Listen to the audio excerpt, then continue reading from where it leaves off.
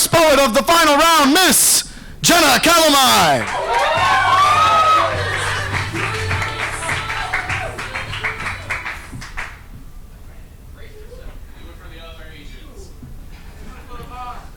Do it for cheese whiz.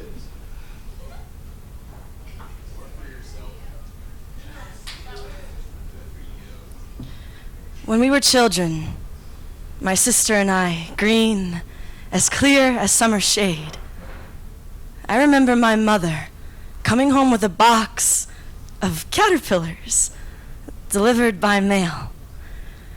We took turns holding the whole cut jar and fitting together terrarium corners of cardboard and plastic.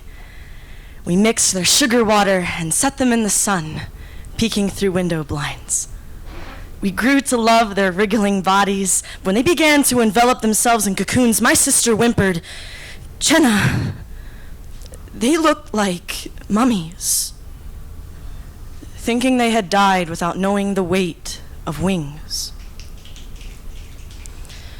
That was the memory that fluttered in front of my irises when my fingers trembled with just as much whimpering as my little sister's voice. The weight of that urine-soaked stick whose plus sign read with the symmetry of a butterfly's wing was the heaviest thing I ever held. It made more sound than 10,000 porcelain teacups shattering on sharp cracks in the wooden floor when I dropped it, and all I could see were my hands. Thinking of all the tears my sister had sown into the lines of my palms when I had tried to tell her, "Haley, they have not died. They're only sleeping. And when they wake, they will have the strength to break free from their bondage and emerge into the world as something more beautiful than they ever thought they could be. Haley, they are only sleeping." They bloomed out of their cocoons' wings first, looking more like posies than butterflies. They floated on the dust particles illuminated by the sun filtering through their plastic windows, and after we grew to love their elegant bodies, it was time to release them.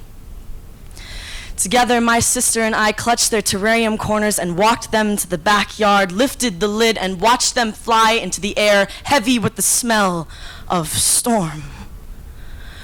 My sister reached her arms into the air, stretching them into their paths, hoping at least one of them would land on her fingertips as I looked east over the green wire fence, listening to the sound of distant cresting thunder rolling on shadow blue linings of low, smoldering clouds, knowing they would all die from the weight of water on their wings.